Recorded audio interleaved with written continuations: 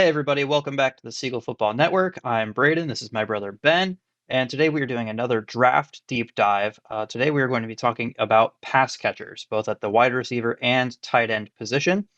First, we have one little bit of news from the past week, though, and that is that wide receiver Julio Jones has retired from the NFL officially.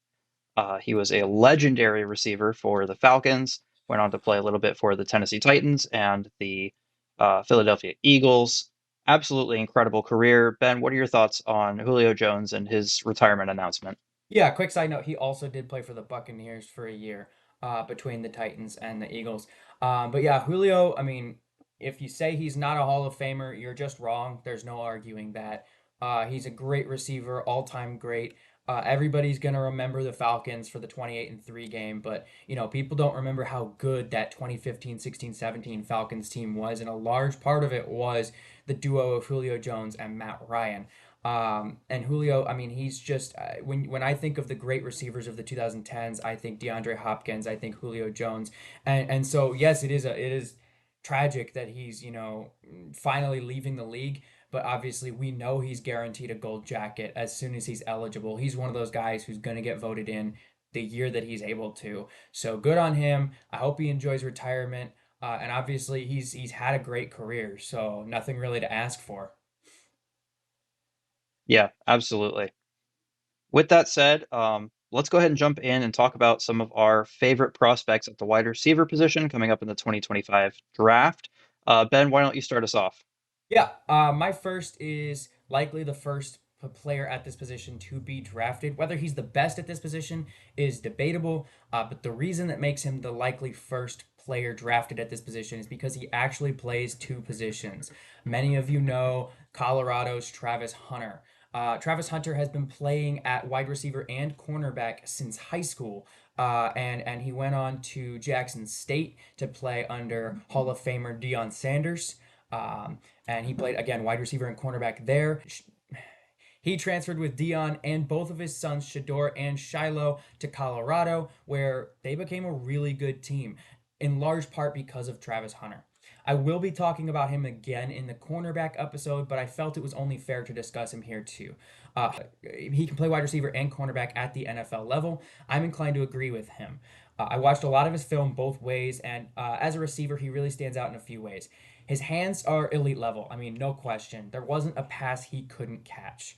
It did help that Sanders is incredibly accurate with his delivery. I talked about him a little bit last time, but sometimes it was clear how much Shador trusted Hunter to catch the ball because he threw to windows that were quickly closing or just weren't even there. And Hunter just made the catch, made it look natural, like it was routine.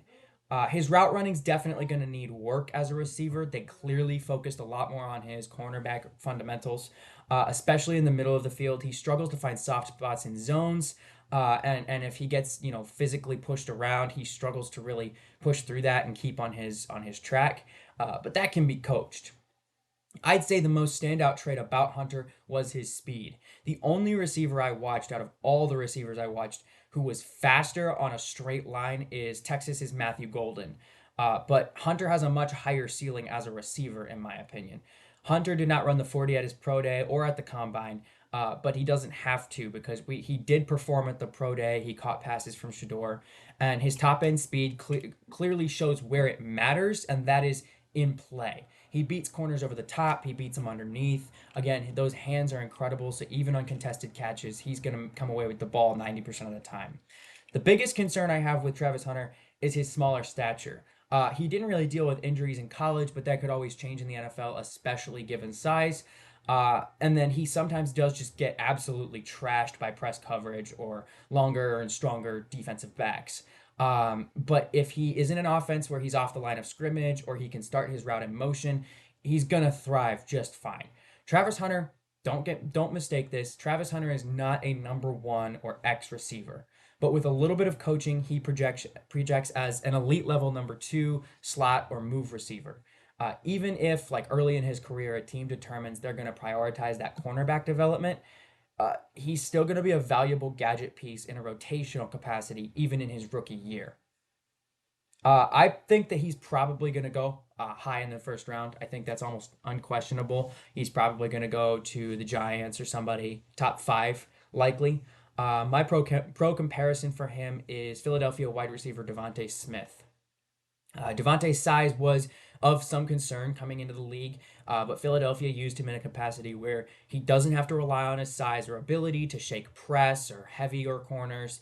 They focused on his Hmm. breakneck speed, his ball skills. It's worked out just fine. I mean, he had that massive catch in the Super Bowl, and that was a perfect show of what Devontae's strengths are. And I think Travis Hunter can be the same player. Some good fits would be the New York Giants, the New England Patriots, or the Jacksonville Jaguars. A bonus, unlikely that they can get high enough to pick him, but a bonus that I think he would fit well is the San Francisco 49ers. Interesting. Yeah.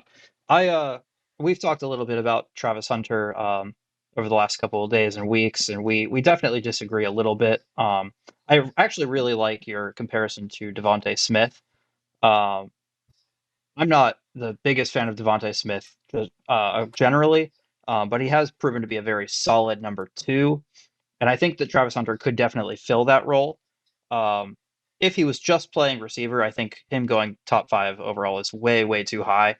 Um, especially when there's plenty of receivers who could potentially fill that number one role. If there's a wide receiver needy team, I think that it wouldn't make a whole lot of sense. But with him being able to play both positions, if they're whatever team he goes to allows him to do that, I think that does kind of push him up into that position. My concern is also a little bit of his size. He's not the biggest guy out there, 6'1", so he's not super undersized, but he's going to be matched up against a lot of DBs who are used to covering more physical, larger players. But then I'm also a little bit, I've mild concerns about his ego and his attitude. Uh, he wants to be that star player, and he feels that he has that potential. And so if he does end up having to take a back seat to some other star receiver, if he ends up on a team like say the Giants, if he's not getting as many targets as Malik Neighbors, I could see that being a little bit of an issue. But wide receivers always come with a little bit of diva drama, so it's not anything that the NFL isn't prepared for. Um, so yeah, I think I generally agree with your analysis though of his strengths and weaknesses, and I think he will definitely go really, really high in this draft. Yeah, I mean, like I said, he's certainly not the best receiver in the class. I don't think anybody does. But you take him for his ceiling and you take him for the fact that he can play both ways. And I watched him. I watched a lot of Travis Hunter film. He played full games. He didn't come off the field save for some special teams, and sometimes he was still there for that. And then every once in a while he'd take a hard hit and need a breather or something. The guy did not like quote unquote play both positions. No, he really did play both positions. And I strongly disagree with the ego problem. The Travis Hunter thing feels just like the Caleb Williams crap from last year. Caleb never had an ego. Nobody who actually talked to the guy thought that he did. It was just a bunch of media hullabaloo to make a big deal out of nothing, and it's the same with Hunter. I've when I do this whole film watching and studying thing, I also go find interviews and press conferences. And Travis Hunter never seemed like he wanted to be the number one. He was good enough to be that, and he proved it. But he was never sitting there like, oh, I need the most targets. There were plenty of games where he didn't get the most targets. He was happy to do what he had to do to win. And of all the receivers I watched this past week or two, he was the most willing to get involved in the run game. And if that doesn't say team player, I don't know what does, because the receivers who are most willing to get involved in the run game, put their heads down and just crash into guys to block for their own guy, that is a good receiver who is a good team player. And Travis Hunter was the most run game involved receiver of all the guys I watched. That's fair. We'll definitely have to see, you know, what he ends up looking like once he does get drafted. That's kind of the difficult thing. Yeah, There's a difference between being a good player and knowing it, and then wanting to be the best player and acting that's like it. fair. All right. Moving on. Talk about my favorite prospect at the wide receiver position from this draft class. That is Tetaroa McMillan out of Arizona. Everything I had heard about Tetaroa up to this point made him out to be the best receiver in the class. When I looked at his stats, I could understand that perspective. Um, he's got pretty solid stats overall. And then I looked at his highlights, and this guy is incredible. He has hands like DeAndre Hopkins. He never drops a thing. He leaps in and out of cuts like a deer, and he moves after the catch like Justin Jefferson. I mean, he is everything you want in a receiver. Uh, and he's especially impressive at 6'5", 212 pounds. He plays really physically, and he dominates consistently.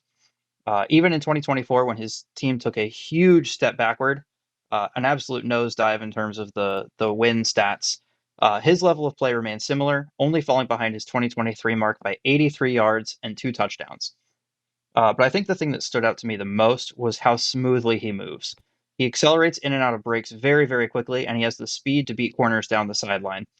I think he is easily the best receiver in this draft class, and I think that he could be most teams' wide receiver one pretty much right out of the gate. I would love personally to see him go to Carolina. I think he would fit really, really well with the Panthers, especially with the leaps that we saw Bryce Young take. And I think he could be the piece that they're missing on offense. But I think there's a pretty good chance that he goes at number 4 to the Patriots, 6 to the Raiders, 7 to the Jets, before the Panthers pick at 8. So I think he can go pretty high. I think he'll be right up there, just a couple picks behind Travis Hunter. Once those, consensus first couple picks go by, Cam Ward, Shador Sanders, Travis Hunter, and Abdul Carter, I think there's a pretty good chance that we see Teteroa get picked shortly after that. What did you see from McMillan? Yeah, we talked about this a little bit before we went live, and for me, I see why you like Tedero McMillan. But for me, McMillan reminds me of a couple uh, receivers well known for other reasons. I mentioned Jordan Matthews, N'Keal Harry, Kelvin Benjamin. Those are guys who physically were incredible. I mean, massive guys, great, silky smooth hands. But they played at not necessarily the highest level in college. Tedero is playing in the Big 12, and that's not, the top tier of college football. And so you're seeing him play against teams like BYU, New Mexico, Utah, and and when they're losing to teams like that, and he's putting up 4 catches for 50 yards against teams like that, that's gonna raise a couple of alarm flags for me.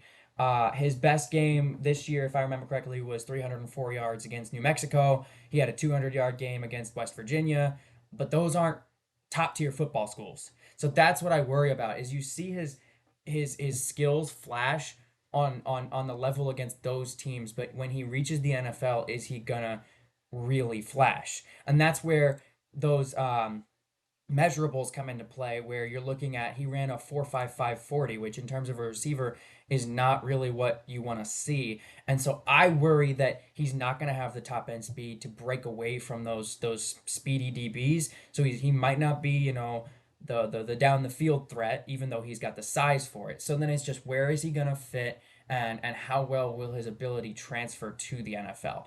Do I think that he absolutely won't transfer to the NFL correctly? No, I think he can, and if he puts in the work, he will. But there's been some concerns about, he talked about he never watches film when not away from the team, or when away from the team, which is not good. You should be. So it's not necessarily that he can't or he won't, but it's just a question of whether he will. That's fair. As far as his speed, I did fail to mention one thing. So potentially, he's not going to be fast enough to necessarily get away from every DB in the NFL. But I was listening to a couple people talk to him, and I learned that he has never had a reviewed pass. Anytime that a catch has been reviewed by a ref to see if he caught it, he's never had one overturned. He is absolutely phenomenal, especially in the contested catch category, um, which is something I really like to see. I think that's something that not a lot of NFL receivers necessarily have going into the NFL. Obviously, there's some that have had that ability, but I think that's something that's going to really, really help him in that transition up Yes, to I the will big say leagues. his strength at the point of attack is very good. He does use his strength and his size well. It's just, again, whether or not that's the level of play that he's at. But I don't think that's going to stop him from being drafted top 10.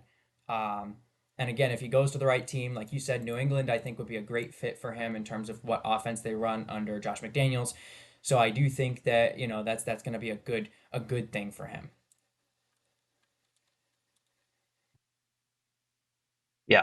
Alrighty, why don't we jump in and you tell us about a more underrated prospect that you Yeah, seem to so like? my this is honestly my favorite receiver from the class in terms of like just how much fun I had watching the film. And that is Trey Harris out of Ole Miss. Trey Harris, obviously he had Jackson Dart throwing to him, and so a lot of people are going to say, "Oh, that's why," but I disagree. Trey Harris is the prime example of a receiver who excelled in an offense that didn't really fit him. So imagine what he could do in an offense that does fit his strengths and emphasizes what he's actually best at. Harris's size is the first thing that pops into my head. As of right now, he had a 9.18 RAS score. He's 6'2". He's got a frame that could probably use a couple more pounds. Right now, he's about 204 or 5, if I remember correctly. But he definitely could fill out to 220 if certain teams, profile him that way. I think he's probably, yeah, at most could play at 220, 225. But even with that size, he's got no trouble finessing around DBs on the perimeter. He struggles surprisingly when pressed at the line by a DB. If that DB has any length on him, they typically can press him decently well. But he does make up for this with an incredibly long stride off the line of scrimmage, making it really tough to press him if you don't get hands on him early enough. His release currently doesn't have a whole lot of variation, but it's hard to keep up with him just because of how quickly he moves upfield. So again, a team that drafts him is going to have to work a little bit on his release and how he deals with press coverage. But again, I would say that's a product of the offense he's in, and they're expected to do very specific things in terms of release because it's all timing. So I think if he's in the right offense, he can be a lot more diverse in that range. Ole Miss ran an offense that utilized his size by putting him in one-on-one positions on curls and various depths, but he doesn't really have much experience over the middle of the field as of now. When he did run over the middle, it was usually some pretty simple, daggers and cuts, and because of that, he tended to drift his routes a little because there wasn't very much, again, levels aspect to it, and so he does need to kind of work on his route drifting a little bit. But his biggest strength of all is his downfield ball skills. Of all the rookies I watched, his ball tracking was far and away the best. It didn't matter how many or to what extent defenders were hanging off of him. He had a great feel for speeding up, slowing down, or adjusting his track to get in position for the ball and then bringing it in with the most feathery catch you'll ever see. I mean, it was so pretty. Uh, Ole Miss really focuses on more option-based structures. They adjust the play based on what the defense shows them, so their deep shots aren't very common. But the deep shot to Trey Harris, while it was rare, was an incredibly effective play. I mean, every time I watched them throw it deep to him, he came down with it. There was only one or two times where it was knocked out. Potentially, Harris's biggest weakness also has the opportunity to be a big strength, and that is simply because in only 8 games this past year, he had 1,030 yards and 7 touchdowns. If you average that out over a regular 12-game season for a college team, that comes out to over 1,600 yards and 11 touchdowns. This is his second season in a row, however, missing time due to injury. He missed 1 game in 2023 and 5 in 2024. But again, this is a strength because if he can stay healthy, the fact that he was almost to 1,600 yards in 12 games, that shouldn't be passed up. That is massive potential.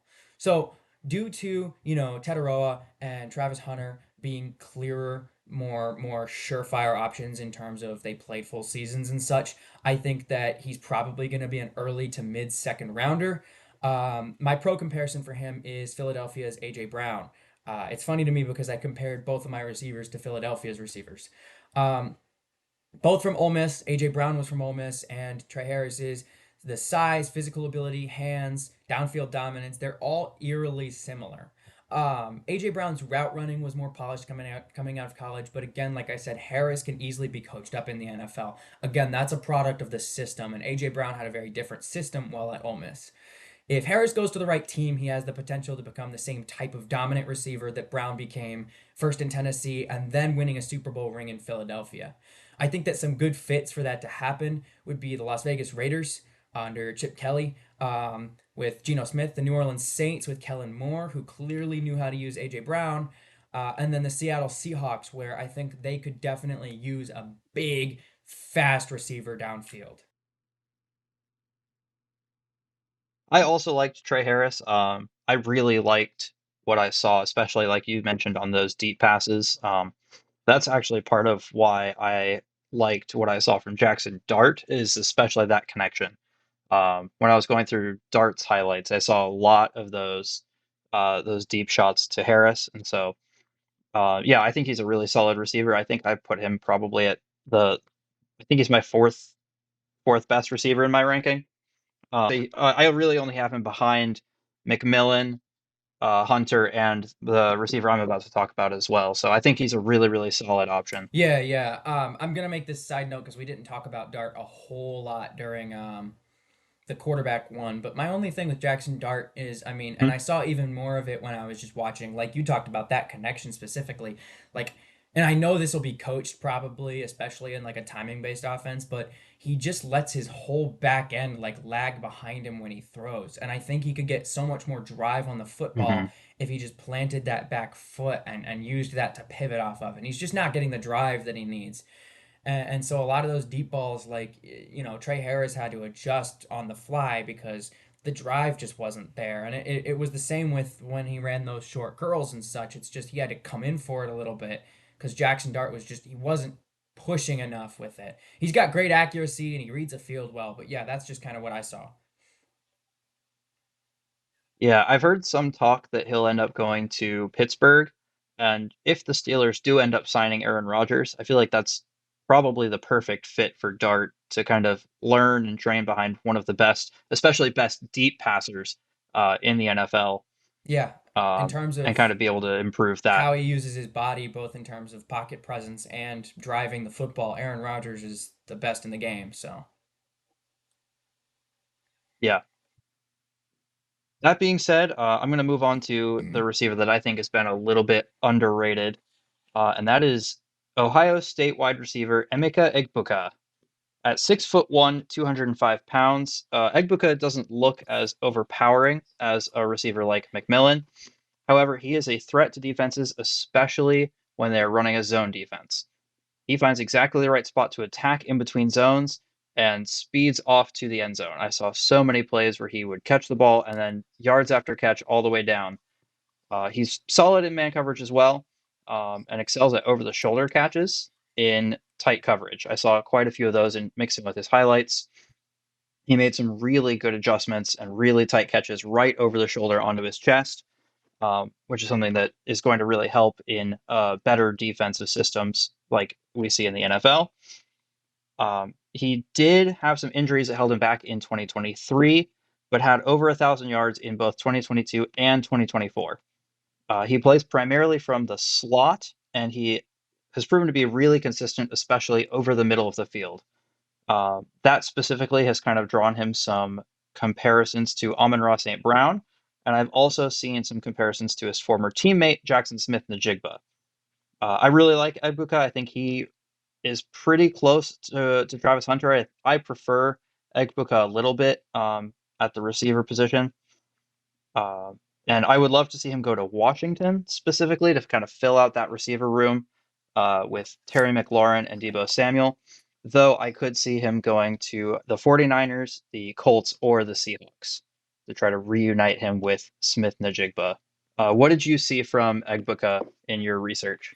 Yeah, it's interesting because Igbuka did not test well in terms of speed, but I think he does have incredibly good straight line speed. So, like after the catch type of things, he's not your run straight down the field and catch the ball type of receiver. I mean, he's barely 6'1", but he's got great after the catch speed. I think he's a really shifty guy. I agree strongly with your JSN comparison. I think he plays very much like JSN. That being said, I think he would fit in a Kubiak offense. Kubiak just went to, oh gosh, he just became the offensive coordinator somewhere. Seattle, I think.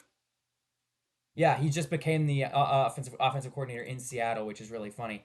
Um, he also could fit in a spread based offense like JSN thrived so much in last year. Thinking Cliff Kingsbury, like you said, Washington, anywhere where he's able to find those zone spots, settle down, catch the ball, and really make noise after the catch. is a good place for him. I liked your San Francisco comparison. I hadn't thought about that, but I think putting him in a Shanahan offense would be a fun fit for sure. Mhm.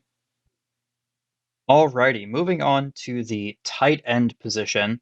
Ben, why don't you go ahead and tell us about your favorite prospect from this tight end class? Yeah, I think that the consensus number one tight end is obviously Tyler Warren.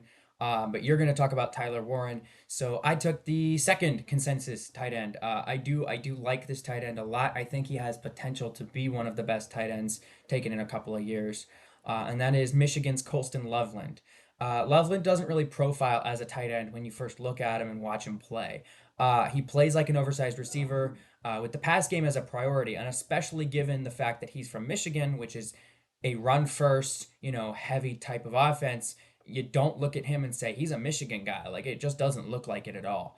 Loveland doesn't have top end speed, but he's a great fit in an offense that allows him to work the underneath zones and sneak some catches in and make run after catch the priority of his game. Linebackers assigned to cover him will stand no match to his speed. Even NFL level linebackers, he's gonna beat 80% of them. He only weighs 248 pounds, so he definitely needs to fill out his frame a little bit more at the NFL level to really play tight end. But he will prove to be problematic against DBs once he has filled out that frame a bit more. Even at his current size, he did show flashes in the blocking game. In an offense that allows him to move more laterally rather than up and down against power rushers like Michigan did, he's going to develop a whole lot faster and look a lot better in the blocking game. But like I said, he's a much more receiving type of tight end right now. Once he's gained some weight on his frame, he'll also do better at breaking tackles at the second level. So again, once he's got the ball in his hands, you just give him a chance to rumble.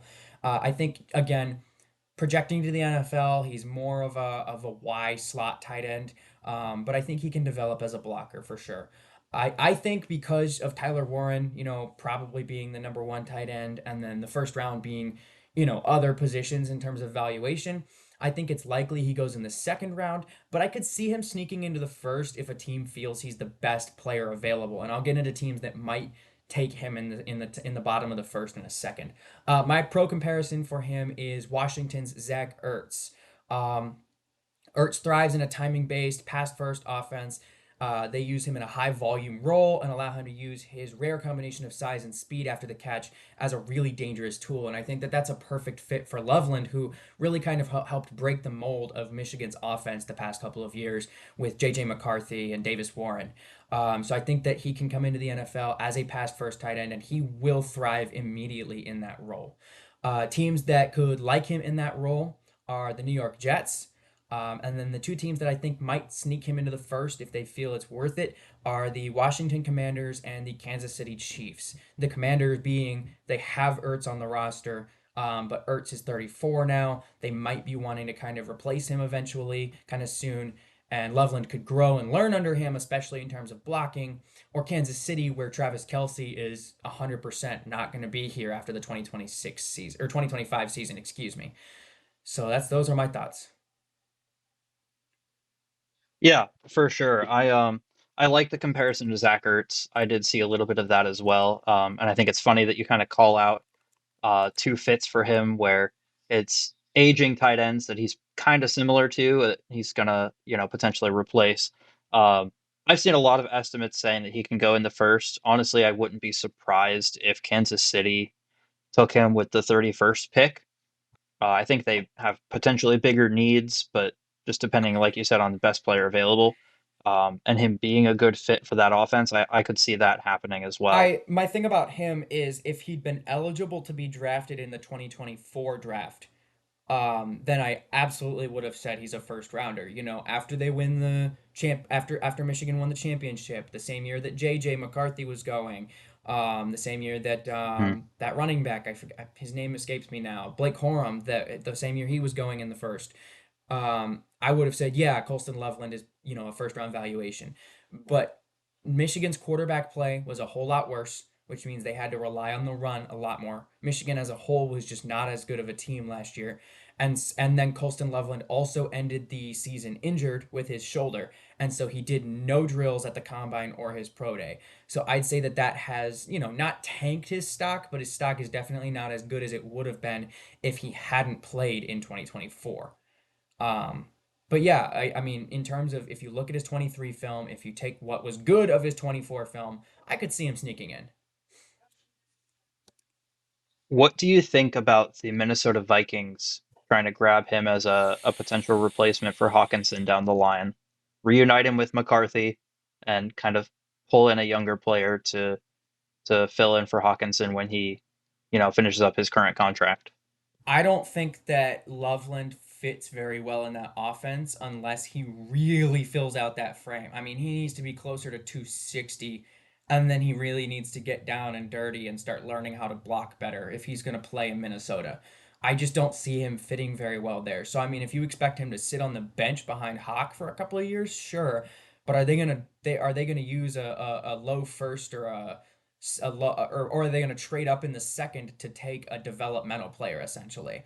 Because he fits better in those spread type West Coast offenses where he's able to split out wide, play Y or a slot tight end like Travis Kelsey, like Zach Ertz. Again, in Minnesota, he's going to be in line 70% of the time, and it's just I mean expecting Loveland to block your wide nine defensive ends and your three techs on the inside. I don't see him doing well at that first first 1 or 2 years of his career. Yeah, like you mentioned before, the tight end that I picked out as the best is the consensus number one tight end in this class, and that is Tyler Warren out of Penn State. I think the stats make it pretty clear that he is at least, on paper, the best tight end in this class. He finished with 1,233 yards and 8 touchdowns.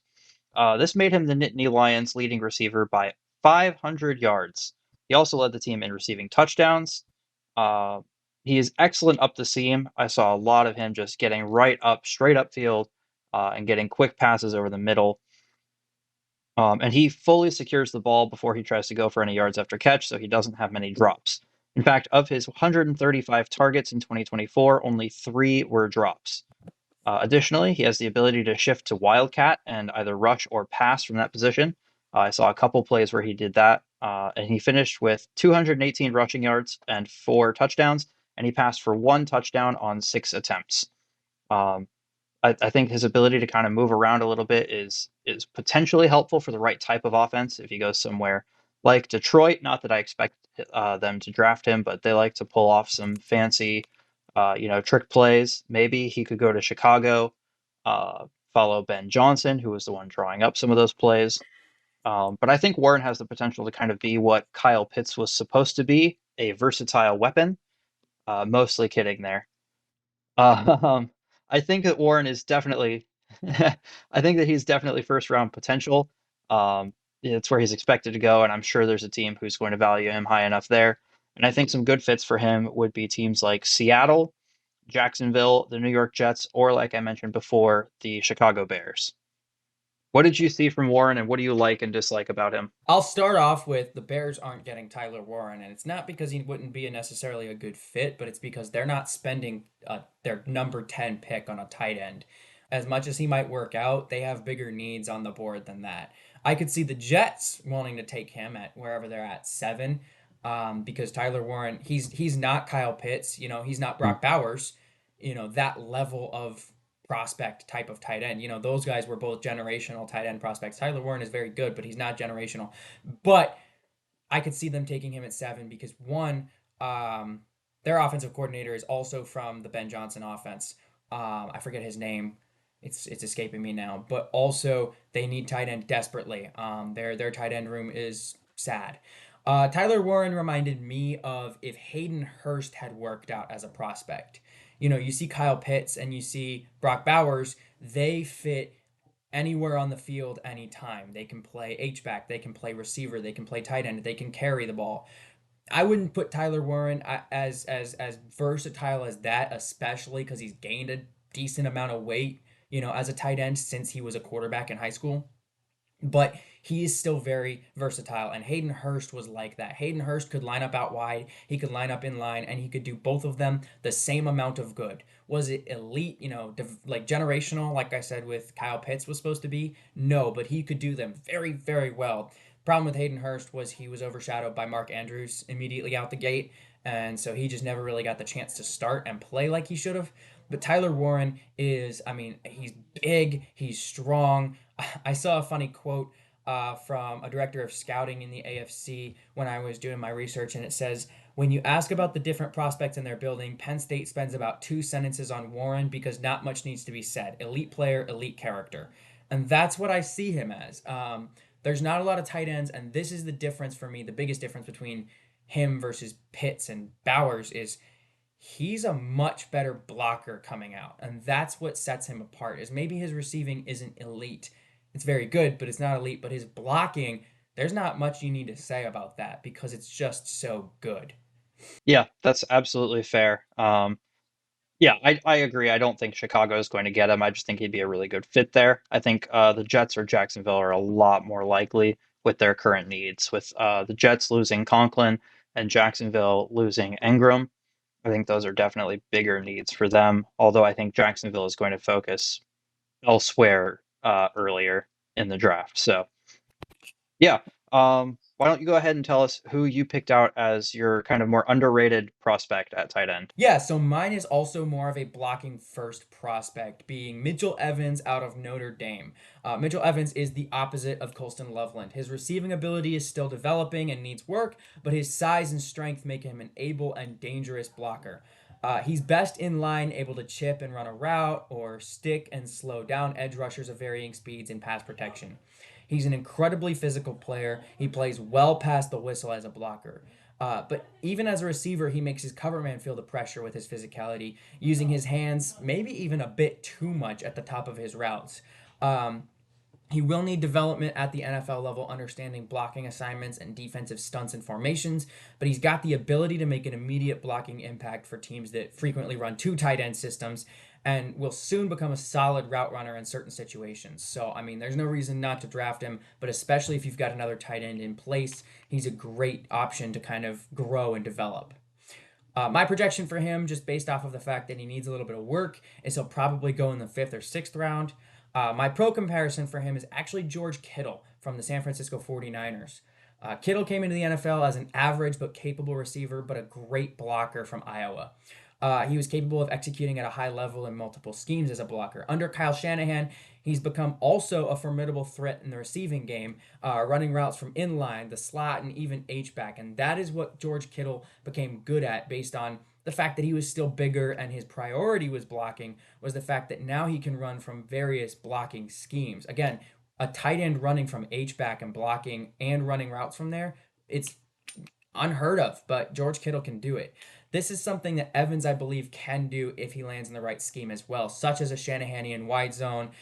He showed flashes of this positional flexibility late in the 2024 season. Notre Dame put him out wide some. They put him in line. They put him at H-back, fullback, and they did some things with him that really reminded me of George Kittle. That being said, some good fits for him, I think, are the Denver Broncos under Sean Payton. They also could use some tight ends. Their room is not very strong. The Los Angeles Chargers under Jim Harbaugh and their power running scheme, or the San Francisco 49ers, where he can grow and develop under George Kittle. Yeah, so what do you think about him potentially going to the Miami Dolphins? Do you think he would be a good fit there? Yeah, I do. I mean, McDaniel runs pretty much the same offense as Shanahan. Like, there's some different terminology, but it's the same offense. And I think he'd probably be the best fit for tight end there that they've probably had McDaniel's entire career there. So, yeah, I definitely think he'd fit. Yeah. I asked that because I saw a little bit of his play that reminded me of Jonnu Smith when he was with the Titans and as well when he, has been playing for the Dolphins. And so I thought, Jonnu Smith's getting a little bit older. They potentially want to get somebody new in to kind of help fill that role and to help rotate in. Because I know they've also struggled with, that tight end position for a couple of years, kind of rotating people in and out. So I when I watched his film, I thought that he could potentially be a good fit with the Miami Dolphins. Yeah, I agree completely. It'd be interesting to see him there too. Alrighty, last but not least, we have the underrated tight end that I picked out, and that is Elijah Arroyo from Miami. Elijah had his breakout year as a senior in 2024. Uh, Breakout, being not quite what we would potentially expect or attach to that term. He only had 35 receptions for 590 yards and 7 touchdowns, but that was pretty on par for a lot of the other tight ends in that like 3 to 10 range as far as rankings go. Um, he also completed his only pass attempt for a 7 yard touchdown. The thing that really stood out to me is how lanky he looks. He just looks taller than everybody else on the field, but he's not huge. Um, and he isn't the best blocker in the world, though he's been praised multiple times for his willingness to do so anyway. He has great reach and adjustment to passes. I saw a couple where he made really late adjustments and reached really far to get passes that were maybe a little off target or back shoulder or tight coverage, and it was being thrown away from the defense. And I think that he could be a starter for a tight end needy team, especially if they lean more heavily on the pass game than they do rushing and don't expect him to block too much. I think he would fit with a couple of the same teams that I mentioned for Warren. But I would really like, and this is potentially just me, I'm not going to comment on necessarily how well he would fit with this offense. But I would really like to see him go to Cincinnati to join Jamar Chase, T. Higgins, and Yosefus as potentially the most stacked receiving core of all time. I think he is a really solid receiver. I think he's going to be better than what his statistics and his current rankings look like. I'm actually pretty high on him, and I expect a lot of good things from him if he goes to the right teams. And I would love to see him go to Cincinnati. What did you see from Arroyo? What are your thoughts on him? Yeah, I mean, I like him as a receiver. We talked about this before we went live, and my biggest thing is if he's gonna fit in Cincinnati, he's gotta fill out his frame. I mean, he's 6'5" and he only weighs 244 or something like that. He's gotta put on more weight Hmm. if he wants to be an inline type of tight end and fit in Cincinnati.